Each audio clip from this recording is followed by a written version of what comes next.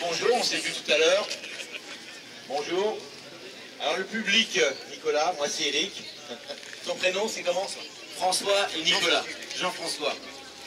Alors vous connaissez ces modèles, je pense. Le public, c'est quoi comme marque? C'est marqué dessus, hein. C'est pas trop difficile. Ce sont des Alfa Romeo. Alfa Romeo avec un F, hein, et pas avec le PH comme je vois souvent écrit. Bah ouais, c'est pas des véhicules photo, hein, ça n'a rien à voir. Alors, il faut dire que ce speeder-là, le speeder Alfa Romeo, au départ il s'appelait Duetto, je crois. Il a été présenté en 1966. Hein, c'était un gros succès de la marque.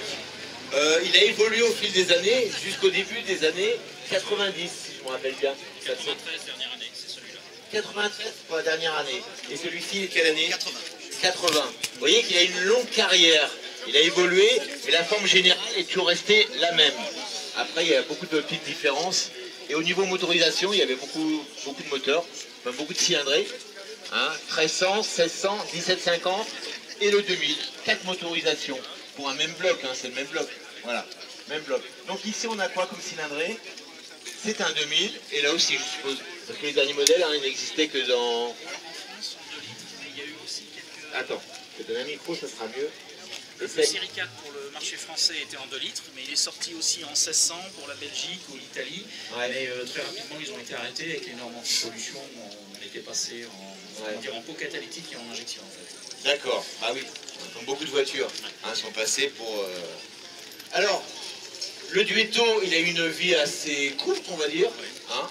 Alors le Duetto, c'était quoi? C'était un arrière très allongé. Vous savez comment on le surnommait à l'époque? L'os de sèche, osso di seppia. Voilà, l'os de sèche. Parce que c'est vrai qu'il y a l'avant qui était pointu, l'arrière aussi. Et voilà. Et puis au bout d'un moment, on a coupé. Parce que dans la gamme Alpha, c'était une mode à l'époque, on a coupé les arrières assez droits comme ça. Et comme celui-ci. Hein, donc les premiers sont les plus recherchés aujourd'hui, je crois. Les speeders Duetto sont les plus recherchés. Ils sont assez rares. Et comme ils sont encore plus vieux que les autres, en bon état, c'est très dur à trouver. Et quand ça se trouve en bon état, c'est pas donné, je crois. Mais celui-ci, qui a des années, début des années 80, comme on disait, il est quand même sympa. L'arrière, moi j'aime bien aussi l'arrière tronqué comme ça, c'est pas mal. Hein. À l'avant, on a des bulles de phare qui vont disparaître sur les autres modèles. Voilà, qui disparaîtront après. Voilà. Des bulles de phare qui étaient d'origine ou qui étaient un accessoire d'époque, on ne sait pas trop. C'était d'origine. C'était d'origine, ces modèles-là. Oui. c'était d'origine, hein, ça s'enlève. Hein. Sur les 2000, en tout cas, c'était d'origine. Sur les 1300, Il n'y en avait pas, sur les 1300 ni sur les 1600. Voilà. C'est un modèle donc haut de gamme, on va dire. Voilà. C'est d'accord. Ça jaunit avec le temps, on remarque. Exactement. Hein. C'est ce qu'on remarque, Ouais. que ça a tendance à jaunir ces bulles de phare. Donc encore des pare-chocs chromés. Je vous laisse le micro. Hein. Encore des pare-chocs chromés. Avec ce logo Alpha, hein, reconnaissable entre mille. Hein, ce logo Alpha qui va, avec le temps, se rétrécir de plus en plus. C'est dommage, hein, parce que c'est vraiment la... Et donc, à cause de cette calandre, pendant des années, on a vu les Alpha avec des plaques comme ça sur le côté, en biais. Parce qu'on ne pouvait pas la mettre devant, la plaque de police, hein, ça gênait l'enfreindissement. Elles sont homologuées comme ça paraît bizarre, mais elles sont homologuées comme ça. Après, la plaque deviendra traditionnelle. Hein, non, La mienne, elle est un peu trichée. ah oui, Normalement, elle est bien sur le côté. elle est bien sur le côté. Donc tous les speeders Alpha ont la plaque sur le côté. Et il y a un côté spécifique. C'est le côté gauche. C'est pas le côté conducteur. Ok.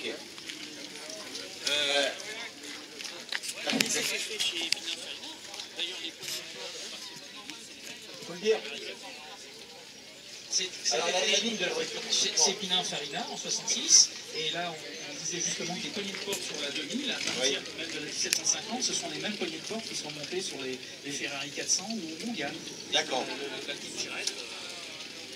Alors, elles sont très très belles ces poignées. Ah bah oui, oui. Tenez, tenez le micro. Oui, non. Regardez ces poignées comme elles sont jolies. Regardez. Hein, l'esthétique qu'on retrouvait sur certaines Ferrari. Et il faut éviter de les casser. Ah, parce que c'est introuvable aujourd'hui, il n'y a pas de droit de fabrication. Si, mais à des prix astronomiques. Les Astronomique. prix Ferrari. Voilà, c'est ça. Alors vous avez compris hein, comment ça fonctionne cette poignée. Vous mettez le doigt et vous tirez tout simplement. Hein, C'est ça. voilà. Et ça se referme tout seul. Alors, les intérieurs, parce que là on a un intérieur beige, un intérieur noir. Il y avait beaucoup de coloris différents. Oui, il y avait des rouges, des bleus, des... Il y avait des rouges, Oui, oui. il y avait- D'accord. oui. Sur demande C'est rouge Bordeaux. Ouais. Il y avait bleu, il y avait beige, noir. Oui, il y en avait moins. C'était en option. Alors là, on a 2 speeders rouges, mais il y a des couleurs, bien sûr. On a vu des blancs, des bleus marines, des verts, Oui. et j'en passe. Hein. Il y avait le choix des coloris. On a des jantes en tôle, quand même, Oui. hein, avec un petit enjoliveur central, hein, avec le logo, voilà. Est-ce qu'on a un coffre assez grand malgré qu'ils l'ont consommé? Il reste grand quand même. Le coffre est tout à fait raisonnable pour un cabriolet. Pour un cabriolet 2 places, hein, je vous rappelle. Oui, Ça laisse de quoi mettre un peu d'affaires dedans. on a de quoi partir en week-end ou même en vacances une semaine, je pense. Voilà, il y a juste un peu d'odeur d'essence parce que le réservoir est sans juste protection. là. Et ici, là, dessus, sans protection. Ah, Voilà, donc on a d'accord. directement le réservoir. Il est là. Voilà, il y a des petites odeurs Voilà. d'essence dans le coffre. Bon, ça arrive souvent sur les voitures assez anciennes, Ouais. les petites odeurs d'essence. Voilà, donc on a un coffre assez correct, moins grand que le Duetto, hein, qui était encore, je suis pas sûr. Là, le contenant, c'est à peu près la Ouais, ouais. Oui, parce que c'était en pointe, il n'y avait pas tellement de place en plus. Voilà. Le moteur, alors on va revenir à ce moteur parce que quand on parle de carrosserie chez Alfa, c'est de la belle carrosserie. Malgré que la corrosion s'en est fait, mais c'est avant tout aussi un moteur. Le fameux double arbre Alfa Romeo. Alors qui ne connaît pas ce moteur, hein, certains même disent que Lotus s'en est inspiré pour ces... Il y a personne de chez Lotus, bon ça va. Donc un double arbre, hein. Double arbre ça se reconnaît facilement, hein, un de chaque côté, avec le puits des bougies centrales. Voilà, pas de courant cranté, hein, c'est la chaîne. Hein, c'est une chaîne. Et donc ce moteur-là, il délivre combien de chevaux? 120, 130 122 128, c'est Ah, là. 128 chevaux. Et de l'autre côté, on aura un petit peu moins parce qu'elle était catalysée à l'origine. catalysé, on perd des chevaux. Ouais. 120, on perd 8 chevaux, à peu près. Tout juste une tonne. Une tonne, on rentre juste Ce qui fait un rapport poids-puissance qui est quand ce qui même... n'est pas lourd, hein, pour un cabriolet. On rappelle qu'un cabriolet soit renforcé, c'est souvent lourd un cabriolet. Là, au niveau de la tonne, c'est bien. Aujourd'hui, on ne saurait pas faire ça. Non, par contre, il faut éviter de se renverser avec. Parce qu'il n'y a pas de poids, mais il n'y a pas de rigidité non plus. Non, elle manque de rigidité. Elle est reconnue pour ça? Oui, dès qu'on la monte sur un pont, Ouais. on ne peut plus ouvrir les portières. Ah ouais, quand même. C'est pas rigide du tout. D'accord. Ok. Alors c'était pas le seul, il y a beaucoup de cabriolets qui C'est n'étaient la pas contrepartie franchement. du poids. C'est la contrepartie du poids. Alors, il y a un rack aussi qui était proposé en option, je crois. Un accessoire. Oui, En accessoire. J'en vois très peu d'ailleurs avec. alors j'en avais un, Oui. et je l'ai vendu parce qu'en fait on s'en sert pas. Non, c'est vrai. On le stocke dans le garage, ça tient de la place. Donc, Ouais. voilà. Et puis au bout de quelques années, on s'est dit, on va le vendre. Pareil pour toi. J'en ai pas eu, moi. On n'a pas eu, mais ça t'intéresse pas. Ah non, pas du tout. Non. Non, parce qu'il faut le stocker, ça prend de la place. Je sais pas, il n'y a pas de place chez vous. Non. Et qui esthétiquement il est plus joli aussi avec la Ouais. capote La top qui était une couleur, souvent noire. noire. Ouais, c'est ça. Hein, c'est souvent noir. Un top noir. Je peux me mettre au volant? On va détailler l'intérieur. Alors j'aime beaucoup moi l'intérieur comme ça, on va dire beige, on va dire. Avec ce volant typiquement alpha de cette époque-là. En bois, hein. Ouais. Il est en bois? En Ah bois. oui, oui, oui. Vraiment en bois. Volant en bois. Volant en bois. Alors, ce qui est assez étonnant, ouvrir hein, ici si vous voulez, ce côté-là qu'on voit bien l'intérieur. Voilà, en grand. Regardez, bah, c'est le levier de vitesse. Regardez où il y a le levier de vitesse. C'est assez étonnant. On pourrait penser qu'il se trouve ici, normalement. Et là, il est directement en fait sur la boîte de vitesse. La boîte, oui. Hein, La boîte est juste en dessous. il n'y a pas d'intermédiaire en fait.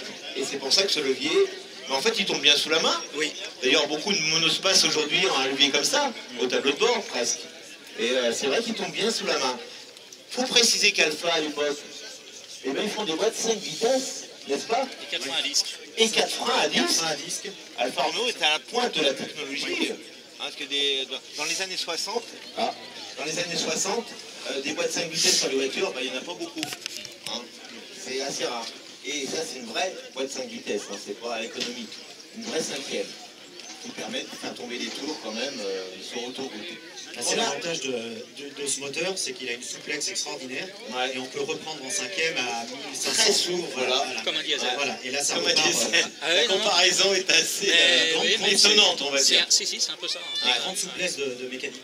Grande souplesse, fiable, moteur fiable. Très fiable, ça peut faire plus de 300 000 km, à 300 000 condition de le faire chauffer comme il faut, de mettre de la bonne huile et tout. Voilà. Faire bien chauffer l'huile. Voilà. Sur ce moteur-là. On a toutes les infos au tableau de bord. Hein, les manos, regardez les manos, ils sont légèrement inclinés, dirigés vers le pilote. Hein, tu vois bien toutes les informations, ils sont chromés. Voilà. Sinon, on a un tableau de bord typiquement alpha, avec 2 globes. Hein. On retrouvait ce même dispositif sur les berlines Giulietta également. Vraiment un intérieur où on se sent bien. Et on ne se sent pas trop bas d'ailleurs, j'ai l'impression qu'on est assez haut dedans. Ou alors c'est moi. Non, c'est une position qui est plutôt agréable, Voilà. on est très bien installé. Les sièges font couchette, non? On peut pas. Non, non, il n'y a pas de place. Hein. Non. Voilà. Alors certains modèles, les modèles précédents avaient une banquette arrière. C'est vrai. On pouvait mettre 2 personnes à l'arrière. 2 enfants, on va dire. Comme dans les Porsche, hein, c'est pareil, c'est voilà. Et là, bien sûr, 10 ans, ça passe plus. En plus du coffre qui est assez vaste, on peut mettre aussi des bagages. Voilà. Ici, il y a même regardez, il y a des fixations pour mettre une ceinture, je pense, pour attacher des bagages. Je vois des fixations ici. Voilà. Voilà. Vraiment une belle auto qu'on a envie d'avoir dans son garage. Alors mon micro déconne. Je crois que j'ai un problème de fil. On a réparé et qui, voilà. Vous m'entendez? Ça revient, voilà. Avec un petit souci là de. Voilà. La finition alpha, c'est comment? Elle n'est pas forcément réputée. Non. Hein? Alors là l'intérieur a été restauré, refait. Restaurée par un professionnel? Par un sellier, oui. Par un sellier. Ouais. La capote, les moquettes, enfin, tout a été refait. Ouais. Par contre, effectivement, à l'origine, c'est quand même une qualité de matériau qui est très, très inférieure à ce qu'ils pouvaient se faire chez les Anglais ou... Même, Voilà. Donc, et beaucoup de soucis électriques sur ce modèle-là. Le dispositif de ceinture est assez original. Il y a un guide qui amène carrément la ceinture au niveau de l'épaule. Regardez de l'autre côté. Ça aussi, c'est assez étonnant. C'est pour pouvoir rabattre le dossier en fait. Si on veut charger l'arrière, on peut rabattre le Montre-moi. Montre-moi. Et la ceinture, elle suit. Ah, par contre, là, je ne peux plus passer à l'arrière. Ah ben mais non, bon, mais c'est c'est pas une banquette, c'est pour les bagages. On est d'accord. La ceinture, elle suit le guide, en fait. Voilà. Une voiture comme ça, aujourd'hui, la cote. Alors, plus elles sont anciennes, plus elles sont chères. Hein. C'est ça, non? Plus elles sont récentes. Parce que, on va passer de l'autre côté. Avec l'âge, elles se sont, on va dire, entre guillemets, modernisées. Ça n'a pas toujours été très très heureux, moi je peux vous le dire. Et finalement, la dernière série, finalement, ils ont rattrapé le coup quelque part en enlevant tous les petits appendices aérodynamiques qu'il y avait à l'arrière et en intégrant ça en fait dans le coffre. Hein. Comme une 164. Voilà, avec les feux qui reviennent sur. Voilà, ça ressemble à une Alpha 164 en plus petit, hein, le style. Voilà. Mais on retrouve quand même le même gabarit, hein, même gabarit que l'autre. Alors les pare-chocs sont intégrés. Oui. Les pare-chocs sont intégrés. Finalement, c'est pas si mal que ça. Ça passe bien, mais c'était un peu le champ du cygne à l'époque, puisqu'en fait, il y avait l'énorme antipollution qui arrivait.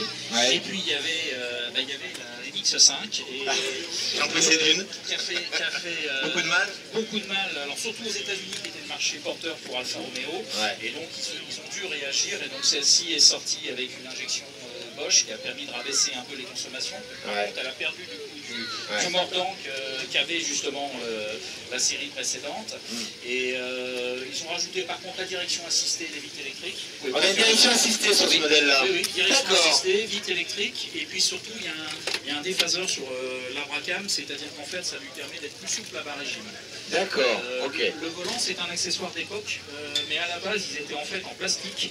Ils n'étaient pas Ouais. beaux et on payait en option pour avoir éventuellement le cuir. Mais ça, c'était l'accessoire en 93, il était vendu en accessoire sur Il est très très beau, hein. Franchement c'est pas un mal. hardy, c'est un hardy. C'est un hardy, très très beau. Des sièges assez confortables, bien Oui. dessinés. Oui, oui, Aussi. Fragile parce qu'en fait c'est de l'Alcantara et ça s'use très vite. Très très vite. Après on pouvait avoir l'option cuir, mais bon, c'était. Sur celle-ci, on a des jantes en alliage, si je ne me trompe pas. Oui, et puis on est passé en 15 pouces, donc les Ah. pneus sont plus larges. 14, 14, 15 pouces. Les D'accord. pneus sont plus larges.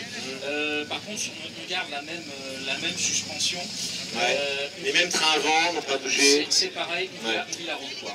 On vit la route. Ah oui. De toute façon, bon, c'est vrai que certains modèles comme la MX5 a peut-être tué ce modèle, mais il a une longue carrière, il arrivait déjà en fin de carrière. Ah oui, non, mais- C'est vrai qu'ils l'ont maintenu pour les États-Unis, il y avait une 66 grosse et demande. 93, Voilà, pour un cabriolet, c'est énorme. Je crois que c'est un record d'ailleurs dans ce domaine. Comment vous trouvez le public, hein, de beaux modèles, alors qu'on peut chiffrer à combien au niveau de la côte? Une fourchette. On peut demander Le Série 4, c'est pas, Le Série 4, c'est combien? c'est pas excessif, c'est surtout suivant le kilométrage.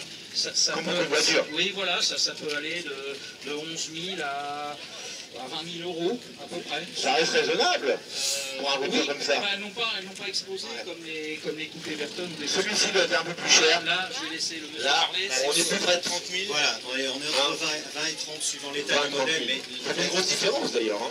ben, la difficulté, c'est que le coût de restauration pour une voiture est tellement élevé Ouais. que les gens sont prêts à mettre vraiment le prix pour avoir une voiture en parfait état. D'accord. Mais quand elles sont en parfait état, effectivement, les prix commencent à grimper assez vite et ont été multipliés par 5 en l'espace de quelques années. Et il faut bien parler aussi de quelque chose qui fâche. Les carrosseries des Alfa Romeo Voilà. n'ont pas bonne réputation. Non, à surveiller de près pour la corrosion.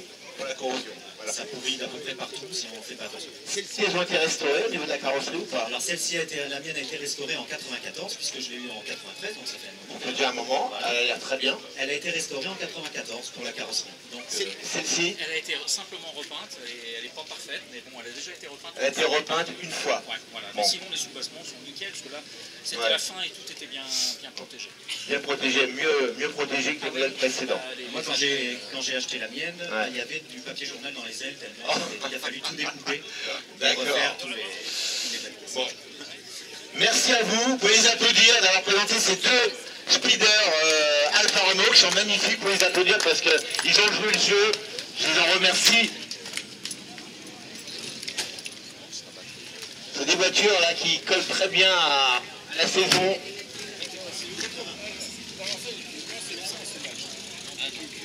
Allez, on va continuer. Ah, il y avait une TVR. Il y a un camion aussi Renault. Un camion Renault, une TVR. Et il y a une Audi R8. Audi R8. Audi R8, TVR. Et le camion Renault là-bas. Alors c'est le propriétaire mental.